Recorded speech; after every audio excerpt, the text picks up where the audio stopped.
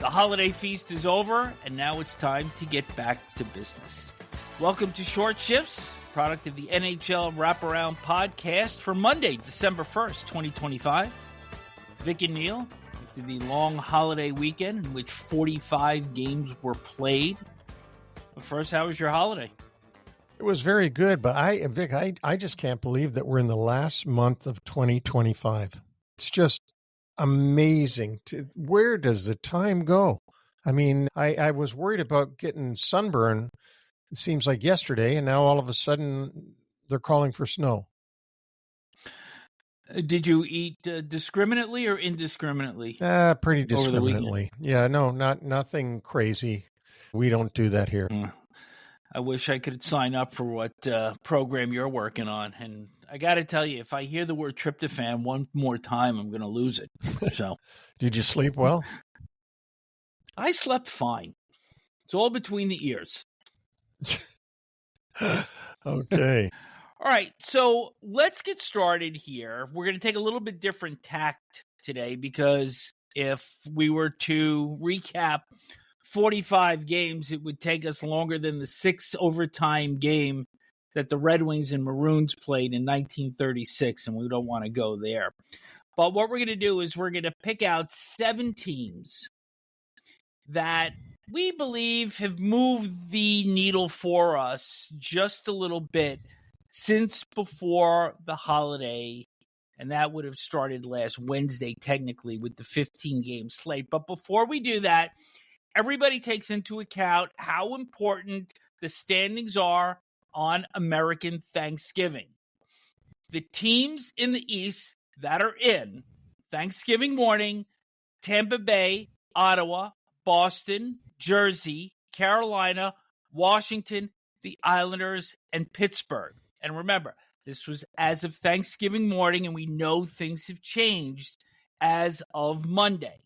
In the West, Colorado, Dallas, Minnesota, Anaheim, Vegas, Seattle, Los Angeles, and Utah. So, Neil, in the last 4 years, in 3 of those years, 12 of 16 teams that were in playoff position on Thanksgiving made the playoffs. The other year, 2022-23, 13 clubs get in. Do you think more or less for 25-26? I think probably around the same. I think it's going to hold true again, somewhere between 75 and 80% of the teams that were in the playoffs on Thanksgiving will end up being in the playoff pool when the season ends. I think it might be a little bit less. And the reason I'm saying that is really being driven from the Eastern Conference, because between first and last in the conference, as of Monday morning, it's a spread of only 10 points. So I see the fluctuation there potentially being pretty significant, that maybe it comes down below 75%. Those 10 points are going to be hard to make up. 10 points in the NHL are excruciatingly hard to make up. When you have all these 3-point games, teams that push themselves into overtime and a shootout end up getting a point even though they lose. It seems like every night, every team's getting points, and that's what drives the other teams nuts. But doesn't it appear that that bubble in the East, and to some degree in the West as well, has room for a lot of fluctuation, maybe where it didn't in years past? It does, but at the end of the day, it's not going to be that much different. It's going to be an interesting run here to see if we have a year that this doesn't hold true. And just remember, in the Western Conference right now, there are only 2 teams that are within 10 points of the top spot, which is owned by Colorado, which is clearly an outlier because of the start that they've had this year. So we're going to check back on this in mid-April to see if the number is held up. So let's get into our bigger discussion here. Teams that have moved the needle for Neil and myself over the course of the last 5 or so days on the schedule. And we're going to start with the defending champion Florida Panthers, who are 12, 11, and 1. They've lost 3 of 4. They lost to Philadelphia, giving up 2 goals in the final minute of regulation. And that was on Wednesday. And then on Friday, lost to the Calgary Flames of all teams in their own barn.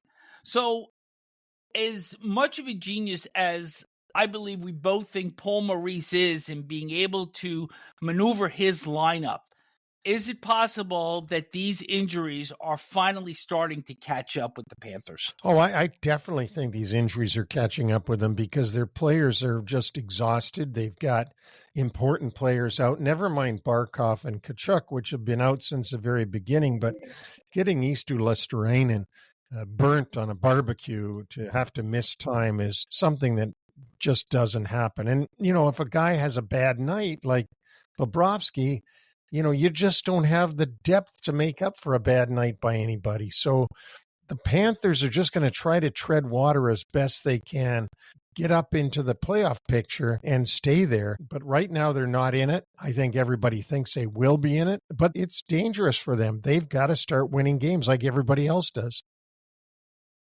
And don't forget, Dmitry Kulikov and Tomas Nosek are also out long-term. So, before we move on, just want to remind people, we're not saying that we don't think Florida is going to make it. We're not saying that they are going to make it. It's just how these teams play over the last 5 days have kind of changed the way we're perceiving them right now. So the next team that we're going to go to is the club that probably has the greatest aspiration to take the championship belt away from the Panthers, and that's the Colorado Avalanche, who are on a 16-game point streak.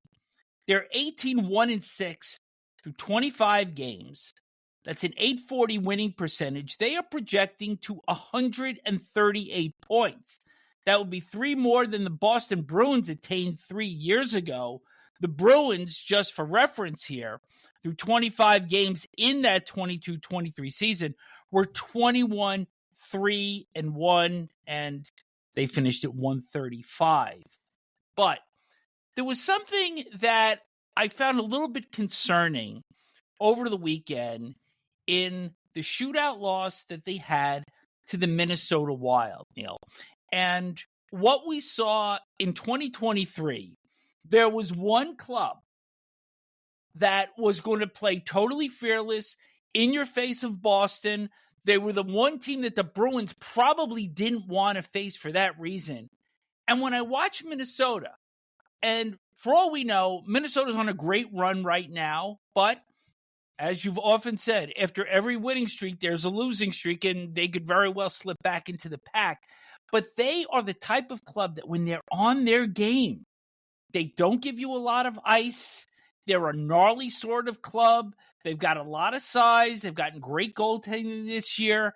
And wonder what your thoughts are on that for those that are already anointing the Avalanche Stanley Cup champions in the spring of 26. Yeah, and I like the Minnesota Wild and the way they played, particularly since Zuccarello came back from injury, even though he threw one in his own net the other night. Yeah. But I think that the Minnesota Wild have played really good, and they might be the team that just says, to hell with you, Avalanche. We're not just going down because you got McKinnon, Makar, and all the rest of them. But, the one thing about the Avalanche that we've got to remember before we start talking about how they could get knocked off by somebody, they got a lot of injuries too. They got Nichushkin hasn't been playing for them. They got other guys that haven't been playing that are important pieces that are going to be coming back. And so they're going to be even stronger. They're just having a fantastic season to this point, without any doubt. But I do agree with you. The Wild is a team that maybe could cause the Avalanche some problems. Team number 3, the Tampa Bay Lightning. 7 consecutive wins, all of them without defenseman Victor Hedman and Ryan McDonough. And Eric Chernak, another one of their top 6 defensemen, has missed 6 out of those 7 games. They've also been without Braden Point for the last 4 of those. Nikita Kucherov, 6 out of 7 games with multi-points. Brandon Hagel, 8 goals and a +12 in the last 5 games. So when we look at this lineup and we think of Kucherov and we think of Gensel and we think of Point, and here came, to everybody's surprise, Brandon Hagel, and he just adds to that offensive mix that John Cooper manages to meld this club so well. They beat Calgary for the holiday, and then back-to-back in Detroit and in Madison Square Garden over the weekend, outshooting the Rangers 35-13 and completely embarrassing the home club in that one. Yeah, you know, if you didn't know that the Lightning were missing Hedman, McDonough, and Chernak, and Braden Point, who is a fantastic forward offensive player, if you didn't know, you wouldn't think they're missing anybody because they're just playing so well. They're playing great as a group. They're playing like they're not missing anybody. It's like they're banding together. They are just a tremendous put together team, meaning that they seem that they play for each other. They play hard for each other. They play hard, obviously, for their coach, and give them credit. So you're right. John Cooper has got some magic sauce that he's sprinkling around in that locker room, but they're playing great. Our fourth club may take some people by surprise. The Philadelphia Flyers, who are 14-7-3, and they have just won in Florida, as we mentioned earlier, at Long Island, and in New Jersey, where the Devils have been nearly unbeatable this season. And there's a little bit of mojo going on with Rick Tocchet's club in his first year behind the Flyer bench. I was really surprised at the Flyers being able to go into New Jersey and win that game. Philadelphia just rolled. They took New Jersey right out of the game. And that was with Markstrom in net. Their number one goaltender for New Jersey was in net. So a very impressive win. And I think what you just said, they're sneaking up on people. I mean, you don't think of Philadelphia as a team that's 14-7-3. I mean, you've got to look at the standings and go, oh my goodness, they're better than I thought they were. Wild card 1 entering the new week. Our fifth team, and this one's going to be a little negative here, the Detroit Red Wings. On the morning of November 20th, they were first in the Atlantic Division. And that was the night that they got blanked by the New York Islanders, and that started a 1-4-1 run for them. And I watch this team, Neil, and I continue to see the same thing that we've seen for the last 9 years, is that they've got some offensive talent. They've got all of this potential, but they're still leaky on defense. I can't blame it all on the goaltending. Goaltending has not been top-notch. I think a lot of people thought that as soon as John Gibson came over, this was going to be the thing that pushed them into the playoffs. That has not materialized. But collectively, their defensive play is not good. I think they're the same team that we've seen for the last couple of years. They're not consistent. You don't know what you're going to get from night to night. And you're right, Gibson has not solved their goaltending woes the way that everybody thought that he would, because he was this, poor guy, great goaltender playing for a crappy team in Anaheim. And as soon as he could get out of there, then he could prove how good he could be and he could lift a team to another level. He's not doing that with Detroit. He hasn't been horrible, but he hasn't been somebody that can lift that team. And so the Red Wings have work to do. I don't see them right now getting up in the bubble where we thought they might be. We thought they might break through this year. I don't see it at this point. What I find concerning is just the commitment to playing defensive hockey under Todd McClellan. And McClellan's a really good coach. But I think too many of the forwards are just concerned about the offensive performance on the ice. The support for the defenseman isn't there. And their defensive unit isn't great to begin with. So I think this is a very troubling spot for Detroit right now. They're in no man's land. They really are. I mean, they're teasing you one night by playing great, and then they're losing 5-0 at home to the Islanders, which baffled me seeing that. Our next club is those New York Islanders, who, after returning home from a 6-1 road trip, are 1-3-1 at UBS Arena since. And on top of that, They have lost forward Kyle Palmieri, who will undergo surgery to repair a torn ACL in his left knee. He is expected to be out 6 to 8 months. He limped off the ice in the shootout loss against Philadelphia after getting tied up with Jamie Drysdale, but not before leaving as a hero, because as he was heading off the ice, he managed to strip Flyers defenseman Emil Andre of the puck, got it to Jonathan Drouin, who hit Emil Heineman for the first Islander goal of the game, which actually triggered a comeback from down 3-0. So that the fact that he was already hurt and had the wherewithal to make that play as he was heading off the ice was really quite something. Well, he came from behind, and Philadelphia forgot that he was back there. He was crushed into the boards and laying back there. And then the defenseman had the puck looking up ice, and Palmieri came up from behind him. The thing that's amazing is that he had the wherewithal to strip him of the puck while his ACL was torn. I mean, most guys are just going to head to the bench, screw the puck, but he didn't. He got the puck over to Drouin, and as you said, that was the first goal of the game for the Islanders. So it's really going to hurt the New York Islanders to lose Palmieri. He's a big part of their team. He's the Iron Man. They're going to have a tough time putting somebody in his place.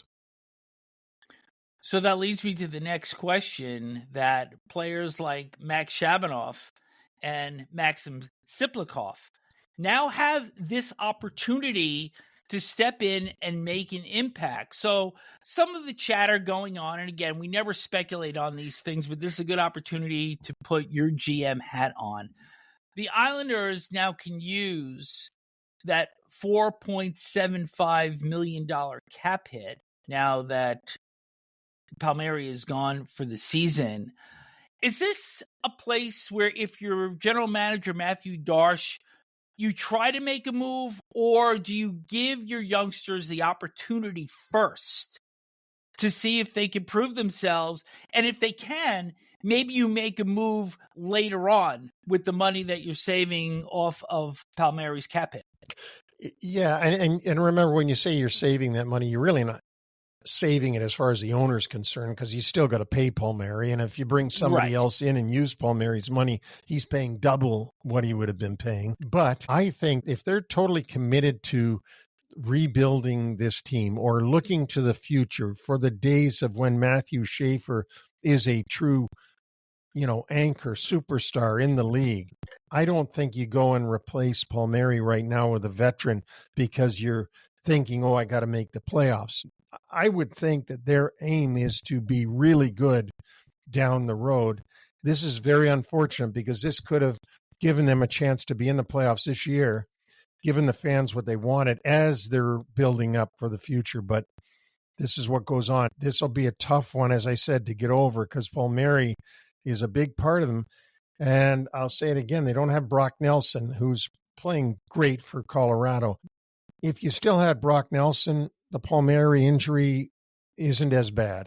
But Palmieri is one of 6 good forwards that they have, perhaps, and that really puts a hole in their lineup when you take him out.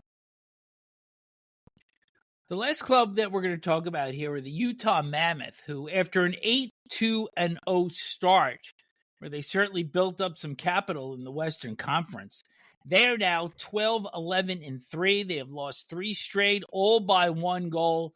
They did escape a major injury scare on Saturday evening when Logan Cooley, one of their top-scoring forwards, appeared to have suffered a severe left knee injury when he was kneed by Alexei Toropchenko of the St. Louis Blues in a 1-0 loss.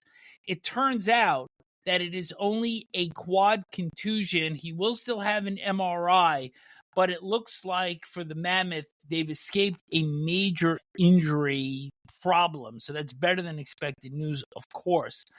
But I look at this Utah team, and I think we're both pulling for them for obvious reasons. Of course, our all expenses paid trip to do a show live in Utah. But notwithstanding, I think we like their lineup, but when you start to lose close games, this club, similar to Detroit in the East, almost seems like they're falling back into that hole that they have been in the last several years. It's a fairly young team, fairly inexperienced with winning, and they've got to get their sea legs under them. Again, you're playing with very thin margins here. If you lose a guy like Cooley, you're in real trouble. He's one of the best players on their team. I like Utah. I hope Cooley is not hurt badly and that they don't lose him, because that would be a huge blow to them in this year where they're trying to break through the bubble. You know, this is a team that could do it this year. We're predicting that they could. St. Louis doesn't look great. They took a playoff spot last year. Perhaps Utah can replace them. It's there's not a lot of margin for error with them, but that's what you get when you've got a young team that's trying to break through. There's one final note with Utah that I want to mention, and that is Clayton Keller, their captain, played through the passing of his dad unexpectedly on Thanksgiving morning. Keller is a St. Louis native, used to go to the Blues games growing up, sitting on the lap of his father, Brian, and the Blues had a nice tribute and moment of silence for Keller's dad before the start of Saturday's game. So tough all the way around, and certainly the human piece of this is something that I think the way the Blues responded and reacted to a visiting player, it's something that makes hockey special. When Johnny Gaudreau passed, that the hockey community pulls together at a time like this, and it doesn't matter what jersey you're wearing. Amazing that Keller could play even though his dad had passed away on Thanksgiving morning. And it's great on the St. Louis Blues to recognize the opportunity to honor a really good player in the league, a captain who's from St. Louis, who grew up in St. Louis, who actually played hockey there. This isn't a guy who happened to be born in St. Louis and then went and was living in Ontario the rest of his life. He actually represents the city of St. Louis. So good all round, but I still feel really sad for Clayton Keller. I'm sure his dad was not that old, and when it's something sudden like that, it's very painful. And hopefully he can continue to be inspired by his dad as his excellent career continues forward. We're going to hit some injury news now. And for the New York Rangers, probably the one player that they could least afford to lose is now on LTIR. Adam Fox left Saturday's game against Tampa Bay after being hit by Brandon Hagel. It was a clean shoulder-to-shoulder hit.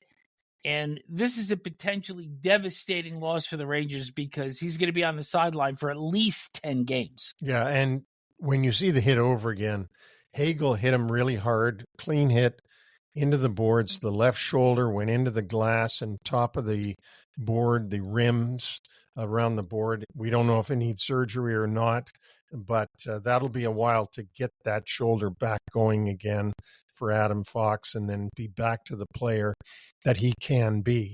This is a couple years in a row now where he's had injuries. He's not a big guy, and when he gets hit like he got hit by Hagel, that was a tough one. That was tough to absorb. For the Seattle Kraken, Jaden Schwartz is expected to miss 6 weeks with an upper body injury and some goaltending problems in Anaheim. Lucas Dostal, upper body injury, out 2 to 3 weeks. And on Sunday, Peter Mrazek left midway through the third period in the Ducks' 5-3 loss in Chicago. Billy Husso gave up the game winner to Connor Bedard on the only shot that he faced. Bedard then dumped in an empty netter as part of a 4-point game for him. So we've seen this in Vegas also. We've seen it with some other clubs, Toronto, Carolina, that the goaltending depth is being severely tested. And we're seeing goaltending injuries quite a bit. We didn't see that many in the old days. And when I say the old days, a few years ago. Now there's a lot of goaltending injuries there, and it's such a vital position to the teams. It's tough to fill in for your number one goaltender. And Lucas Dostal, the reason why we see John Gibson playing in Detroit is because Pat Verbeek and the Ducks felt that they could trade John Gibson and anoint Dostal the number one goaltender. And that's how important he is. Peter Mrazek is a long-term veteran in the NHL, but I don't think anybody at this point in his career deems him to be the starter night after night for a team. And Ville Husso had some time with Detroit, but he's their number 3 guy. So, yeah. Not now. Anaheim's in some trouble. Elsewhere, Kasperi Kapanen of the Edmonton Oilers was injured during Thursday's practice, left visibly frustrated. He swung his stick and sticks on the bench came flying out onto the ice. He has not played since October 19th with an undisclosed injury. He's trying to make his way back. And it looks like he's going to be sidelined a little bit longer. Forward Marcus Foligno for the Minnesota Wild, injured in Wednesday's overtime win in Chicago. He is out week to week. David Pastrnak and Pavel Zacha missed Friday's game against the New York Rangers after getting banged up against the Islanders last Wednesday. Zacha did come back on Saturday, and Casey Middlestat, who had missed 9 games prior to the weekend, wound up scoring the shootout winner against Detroit on Saturday in a game that Morgan Geekie scored 2 goals to get his total to 20 this year. But I think the bigger piece here, Neil, is it underscores how vital the health of Pastrnak or Geekie are, because the Bruins are so dependent on these 2 players for offense. Yeah, they're so thin, and yet they're in the playoff picture. So, I mean, obviously Marco Sturm is doing a real good job in getting his players to perform. They're a very lean team, but they seem to be able to keep it going. One more injury, and then we're going to get to some returns. Liam Bichsel, defenseman for the Dallas Stars, left Sunday's game against Ottawa. He had been hit by Fabian Zetterlund along the boards and didn't look good going off, favoring his lower body. So let's talk about the returns. Let's talk about Ottawa. Brady Tkachuk returned on Friday in St. Louis, his hometown. It's his first game in 46 days after the thumb surgery. He had an assist in the Senators' loss, and then the Sens follow it up by getting whipped by Dallas on Sunday. So what you had said was that just because your captain comes back and you're playing well, it doesn't mean everything's going to continue. Right. It doesn't mean things will get even better because now Brady Tkachuk is back. Over the long haul, yes, they will get better. He does make the team better, no doubt about it. But early, when you get these big cogs back in the wheel, there's an adjustment period. And I think that's what you're seeing Ottawa go through right now. Although that was quite a blitzing that Dallas put on them, 6-1 in the Lone Star State.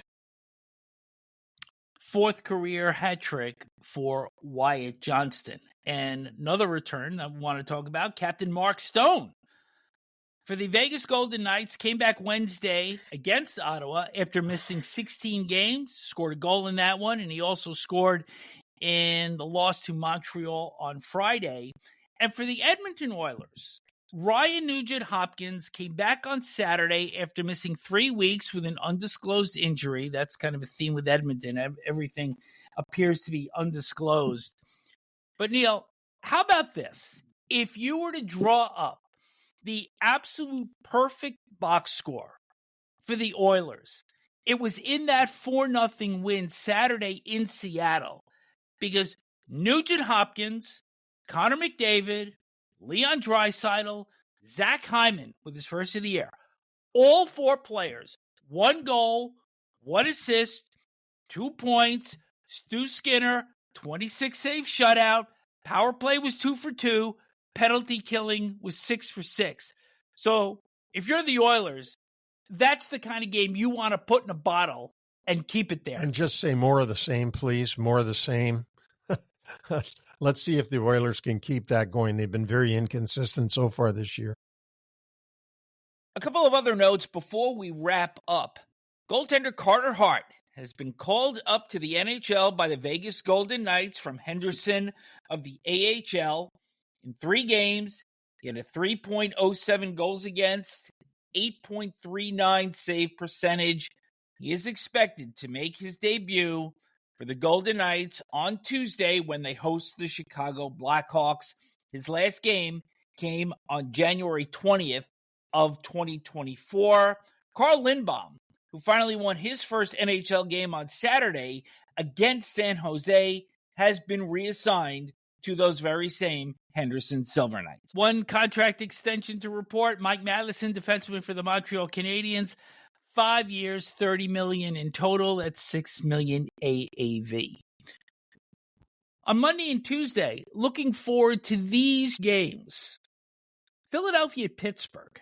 On Monday, we see the Flyers surging. See the Penguins kind of treading water a little bit here, trying to hold on, stay into the bubble position. I'm going to be interested to see what goes on in the Battle of Pennsylvania. And Utah and San Jose, both teams 12, 11, and 3. I think one is a surprise, one not so much. Right. Well, San Jose is playing surprisingly well.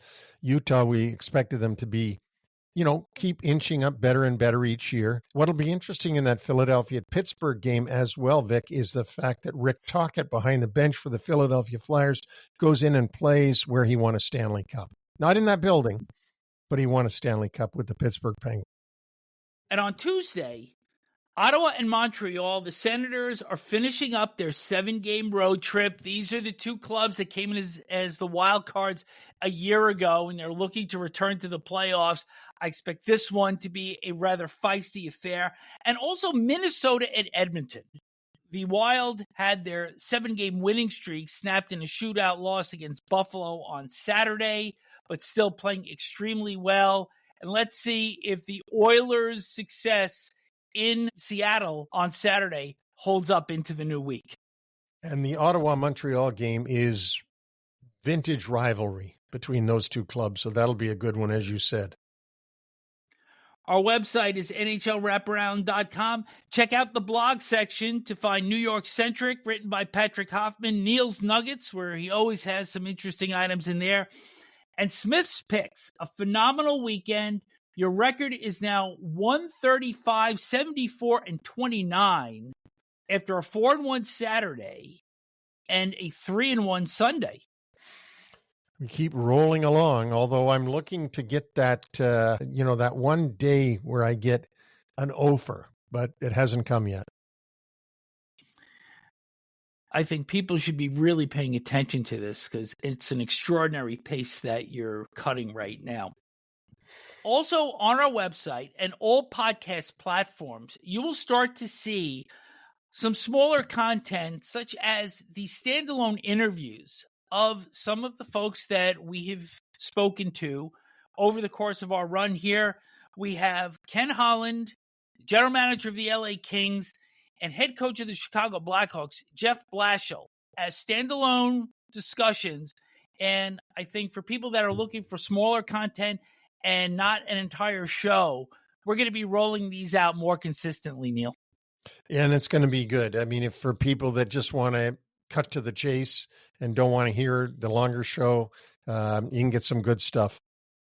You know who BW Hockey Incorporated is? No.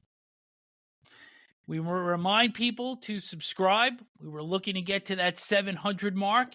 And BW Hockey Inc. is subscriber number 700 for us. So reach out to me or Neil at NHLWraparound.com or Vic at NHLWraparound.com, and we'll send you a coffee mug for helping us reach our latest milestone. And please, everybody listening, tell your friends, tell your relatives, let's get to that number 1,000 and get some more subscribers here. Little change in schedule coming up. Short shifts on Wednesday. Instead of NHL Wraparound, we're going to do a little bit of a flip, but we'll have Wraparound on Friday. So mark your calendars for that. On behalf of Neil, I'm Vic, and enjoy the hockey Monday and Tuesday.